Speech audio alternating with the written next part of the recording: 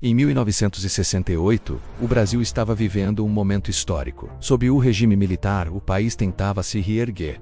E para isso buscava símbolos de grandeza e progresso. Não existia símbolo mais imponente do que a Ponte Rio-Niterói, um projeto audacioso que visava ligar duas das maiores cidades do Brasil, cortando a imensa Baía de Guanabara. Ela seria uma das maiores pontes do mundo, com 13 quilômetros de extensão e um desafio de engenharia de proporções faraônicas. Era um período onde o Brasil se orgulhava do que chamava de milagre econômico, uma época de crescimento acelerado que camuflava as tragédias e os sacrifícios feitos para manter essa imagem de progresso. E que melhor forma de mostrar esse milagre do que construir uma ponte grandiosa que conectasse o Rio de Janeiro e Niterói, cortando o coração da Baía de Guanabara? A promessa era de que a obra representaria o futuro e o sucesso do país. Mas por trás de toda essa propaganda de conquistas, havia algo mais obscuro se formando. A pressão por resultados rápidos e o controle absoluto sobre o projeto começaram a tomar forma. Um prazo irreal foi imposto. A ponte deveria ser concluída em apenas 5 anos, um feito que em circunstâncias normais levaria pelo menos o dobro do tempo. E aqui começa o primeiro grande mistério. Você já imaginou o que acontece quando um prazo assim é imposto a um projeto de engenharia tão complexo? Mas não era só o tempo que estava contra os engenheiros e trabalhadores. A Baía de Guanabara, com suas correntes traiçoeiras e profundidades aterradoras, não era uma área fácil para a construção de uma ponte. Quando os primeiros mergulhadores foram enviados para estudar o fundo da baía, o que eles encontraram não era só água, era um cemitério de navios naufragados, restos de séculos de história, que agora se tornavam um obstáculo mortal para a obra. Mas antes de continuar, já se inscreveu no canal? Não quer perder as revelações que virão, não é mesmo? Ative o sininho para ser notificado e garantir que você vai acompanhar até o final, pois a próxima parte é ainda mais perturbadora. Imagine a cena.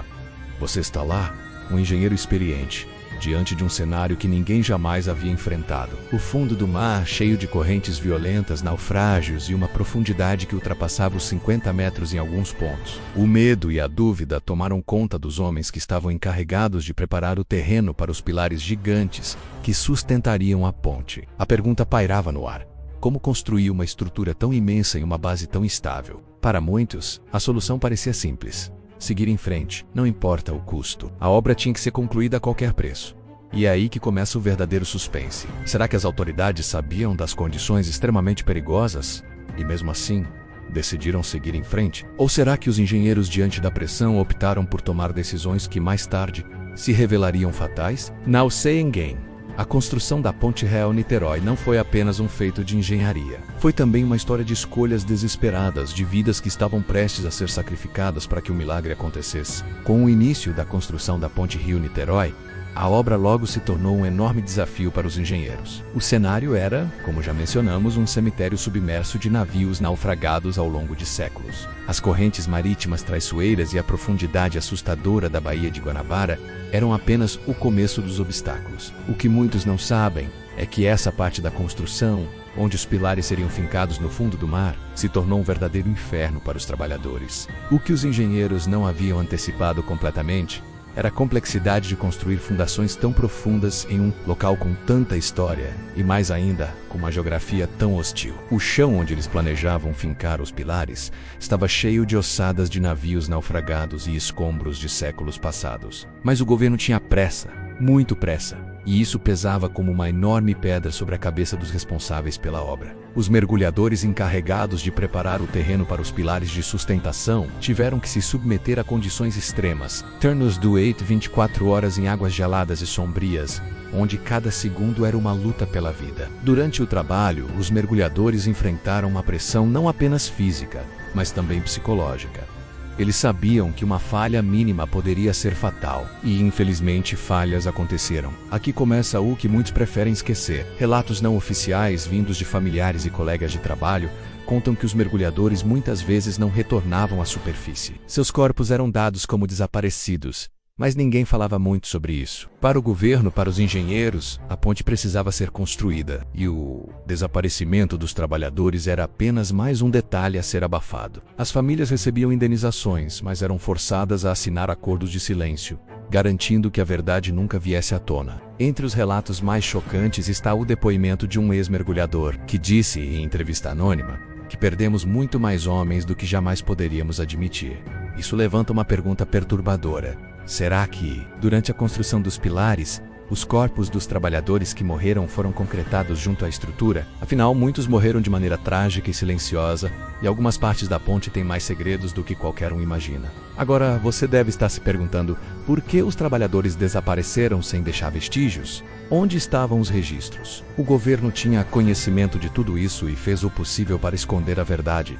Ou seria ainda mais sinistro do que isso? E o que aconteceu com os corpos daqueles que nunca voltaram para a superfície? À medida que os trabalhos na ponte Rio-Niterói avançavam, a tragédia começou a se manifestar de maneira cada vez mais obscura. Como já mencionei, muitos trabalhadores simplesmente desapareceram nas profundezas da Baía de Guanabara. Porém, o que realmente aconteceu com eles? Onde estão os corpos desses homens que deram suas vidas por uma obra grandiosa, mas implacável? Relatos de familiares e colegas de trabalho começaram a surgir, trazendo à tona o que parecia ser um padrão de desaparecimentos inexplicáveis. Os engenheiros que supervisionavam a obra, com o olhar fixo na pressa para terminar o projeto, nunca deram muitas explicações sobre esses acidentes. Oficialmente, as estatísticas falavam de alguns acidentes aqui e ali, mas nada que chamasse muito atenção. No entanto, a realidade era bem diferente. As histórias não contadas sobre esses desaparecimentos são aterradoras. Trabalhadores, muitos deles sem experiência e com vidas precárias, estavam sendo forçados a enfrentar condições insustentáveis. Eles trabalhavam em turnos longos e exaustivos, sob pressão constante para cumprir o prazo irreal de 5 anos. Aqueles que se arriscavam nas profundezas do mar, em condições que beiravam o desumano, muitas vezes nunca mais retornavam à superfície. E os relatos de seus familiares pintam um quadro sombrio de negligência e omissão. Fui capaz de obter uma informação chocante. Um ex-engenheiro que participou da obra fez uma revelação anônima anos depois, dizendo que a quantidade de desaparecimentos era muito maior do que qualquer um imaginava. Ele afirmou: "Nós perdemos muito mais homens do que jamais poderíamos admitir." Mas o mais aterrador dessa história não está apenas no número de vidas que se foram, mas nas circunstâncias em que esses desaparecimentos aconteceram. As famílias dessas vítimas muitas vezes eram pressionadas a aceitar indenizações substanciais, mas em troca, elas tinham que assinar acordos de silêncio. Isso foi feito para garantir que a verdade nunca fosse revelada. Pode parecer ficção, mas se aprofundarmos ainda mais na história da obra, encontramos mais indícios de que algo muito sombrio está enterrado sob a ponte. E o mais assustador de tudo, essas vidas não eram apenas sacrificadas como números, eram homens reais, com família, sonhos e esperanças que nunca tiveram a chance de ser homenageados ou lembrados. Se você achou que as tragédias da construção da ponte Rio-Niterói já eram suficientes, prepare-se, porque o que vamos revelar a seguir é um dos episódios mais perturbadores dessa história. Estamos falando do Pilar 215, uma das fundações mais críticas e ao mesmo tempo mais envoltas em mistério da obra. O que aconteceu durante a concretagem desse pilar em 1972 vai fazer você repensar o que realmente aconteceu naquela construção. A história por trás desse pilar é, no mínimo, macabra. Durante os trabalhos de concretagem, uma plataforma de contenção cedeu de maneira inesperada, e pelo menos 3 trabalhadores foram tragicamente lançados dentro da forma que estava sendo preenchida com concreto fresco. O fluxo de concreto estava em movimento contínuo, sem qualquer possibilidade de interromper o processo. O que aconteceu a seguir é algo que até hoje deixa uma marca no coração dessa história. Sob a pressão do governo e da empresa responsável pela obra, que temiam o atraso no cronograma e os prejuízos financeiros, a decisão foi cruel, mas aparentemente clara: continuar a concretagem, sem parar. O concreto estava descendo rapidamente, e parar significaria um grande atraso, talvez semanas, o que para o governo era impensável. Eles sabiam que as vidas desses trabalhadores haviam sido perdidas, mas o projeto tinha que continuar a todo custo, e foi exatamente o que aconteceu. A concretagem seguiu seu curso sem qualquer respeito pelo que havia acontecido. É claro que até hoje não há um único documento oficial que confirme essa história. Nenhuma investigação foi feita, e as famílias dos trabalhadores afetados nunca receberam explicações satisfatórias. No entanto, entre os moradores antigos da região, uma lenda persistente sobre o Pilar 215 nunca desapareceu. Dizem que à noite, se você passar de carro perto desse pilar, é possível ver vultos na beira da ponte, figuras que parecem acenar pedindo carona, mas que desaparecem misteriosamente assim que o veículo se aproxima. É uma história que se tornou parte da cultura local, mas por que exatamente essa lenda está ligada a esse pilar em específico? A explicação que circula entre os mais antigos da região é que os espíritos dos trabalhadores que morreram durante a concretagem continuam ali, silenciosos, como parte da estrutura da ponte, como se estivessem enterrados vivos dentro dela. A dúvida permanece: seriam essas figuras fantasmas que buscam vingança por um sacrifício tão desumano? Ou é apenas uma lenda criada pela dor de perderem seus entes queridos sem que a verdade fosse jamais revelada? O Pilar 215 não é apenas uma base estrutural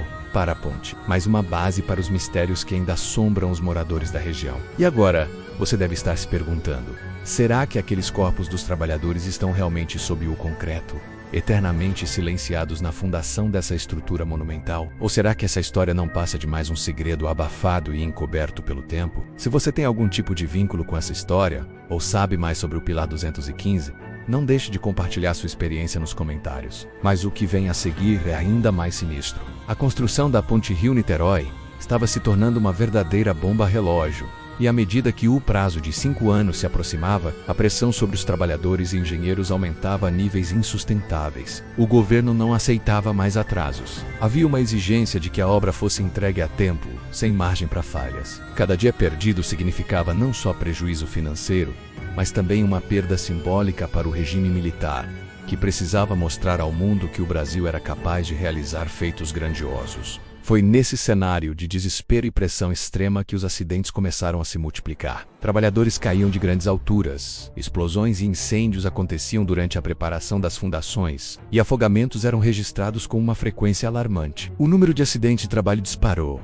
Mas a resposta oficial? Nada. Os registros eram vagos e a imprensa, que naquela época estava sob rígido controle, não ousava dar atenção a esses incidentes. O governo queria a ponte pronta e não permitia que nada parasse o processo. Um médico que trabalhou no posto de atendimento da obra, mais tarde, fez uma revelação perturbadora. Segundo ele atendia casos gravíssimos quase todos os dias, e muitos trabalhadores sequer chegavam vivos ao ambulatório. Ele lembrava com pesar dos turnos incessantes e das condições precárias em que os operários trabalhavam. Mas apesar disso, nada podia interromper o cronograma. O governo sabia dos acidentes, mas os considerava um preço pequeno a ser pago em nome do progresso. A vida dos trabalhadores aparentemente não tinha tanto valor diante da urgência da construção. Nos bastidores, fontes não oficiais revelam que, além dos acidentes fatais, outros tipos de abusos ocorreram durante a construção. Trabalhadores eram forçados a cumprir turnos extras, com ameaças de demissão caso se recusassem. Eles eram tratados como peças descartáveis, sujeitos ao desgaste físico e psicológico sem qualquer consideração por sua saúde. No entanto, o mais inquietante de tudo isso é a forma como o governo abafou os relatos, suprimindo a verdade para preservar a imagem de sucesso. E aqui vem a pergunta que nunca foi respondida: quantas vidas foram realmente perdidas durante a construção da ponte? Será que o número oficial de 33 mortes é real, ou há um número muito maior de operários que perderam a vida nas sombras, sem jamais serem reconhecidos? A pressão pelo sucesso e a necessidade de inauguração rápida foram fatores determinantes, e muitos acreditam que o número de mortes foi escondido para evitar a mancha no milagre econômico que o governo tanto almejava. Chegamos ao ponto final dessa história sombria, mas antes de concluir, é necessário explorar um dos episódios mais abafados e misteriosos de toda a construção da ponte Rio-Niterói. O que muitos não sabem é que em janeiro de 1974, semanas antes da tão esperada inauguração, ocorreu um acidente que, embora tenha sido abafado e rapidamente encoberto, mudou para sempre o rumo da obra. Era uma madrugada gelada de janeiro quando uma equipe estava finalizando um dos últimos trechos da pista. O ritmo era frenético, pois o governo não poderia aceitar mais atrasos. O prazo estava estourado,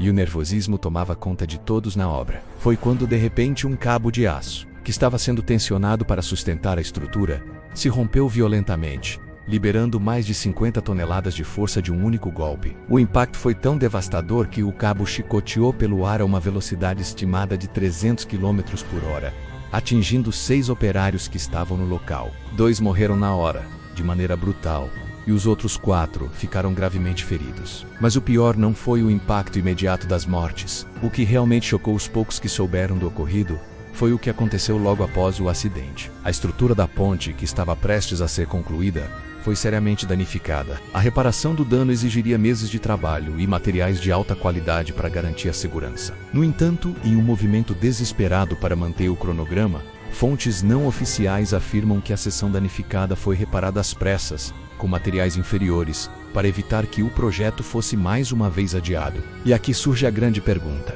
Será que o governo, com a pressão insustentável da inauguração, decidiu sacrificar a segurança em nome da velocidade? Alguns dizem que as falhas estruturais foram maquiadas e a ponte foi inaugurada sem que o público soubesse dos danos reais. E o mais estranho é que, apenas 3 anos depois, a mesma seção danificada precisou de uma manutenção de emergência, algo que levanta ainda mais suspeitas. Por que essa reparação não foi feita adequadamente antes? Havia algo que precisava ser escondido? Ou o governo decidiu, mais uma vez, colocar os interesses políticos à frente da vida dos trabalhadores e da segurança de todos que passariam por ali? Hoje, mais de 50 anos depois, a Ponte Réu-Niterói continua sendo um dos maiores símbolos da engenharia brasileira, cruzada por milhões de pessoas todos os anos. No entanto, o que a maioria dessas pessoas não sabe é que aquela gigantesca estrutura foi construída sobre um preço muito alto. Estima-se que o número real de mortes durante a construção possa ser até 3 vezes maior do que o número oficial de 33 óbitos. Em 2010, uma descoberta subaquática chocante veio reforçar a suspeita. Durante um trabalho de manutenção nos pilares da ponte, mergulhadores encontraram ossadas humanas perto da base de um dos pilares. A empresa responsável pela manutenção rapidamente classificou o achado como restos de naufrágios antigos, mas para as famílias dos operários desaparecidos durante a obra, a explicação foi outra. Será que esses ossos pertenciam aos trabalhadores que nunca retornaram à superfície?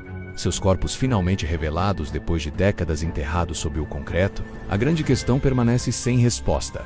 Quantas vidas foram sacrificadas para que essa ponte fosse erguida? E quantos homens, cujas histórias nunca foram contadas, continuam lá, silenciados sob as fundações da maior obra de engenharia do Brasil? A história oficial nos fala de conquistas e recordes, mas o preço pago por essa obra não é contado. E assim, a Ponte Rio-Niterói, com sua imponência e grandiosidade, esconde mais mistérios do que podemos imaginar. Se essa história te chocou, deixe seu like e compartilhe este vídeo para que mais pessoas possam conhecer a verdade oculta por trás da Ponte Rio-Niterói. Não se esqueça de se inscrever no canal e ativar o sininho, pois sempre trazemos histórias como essa, histórias que ninguém conta. E agora, eu quero saber de você.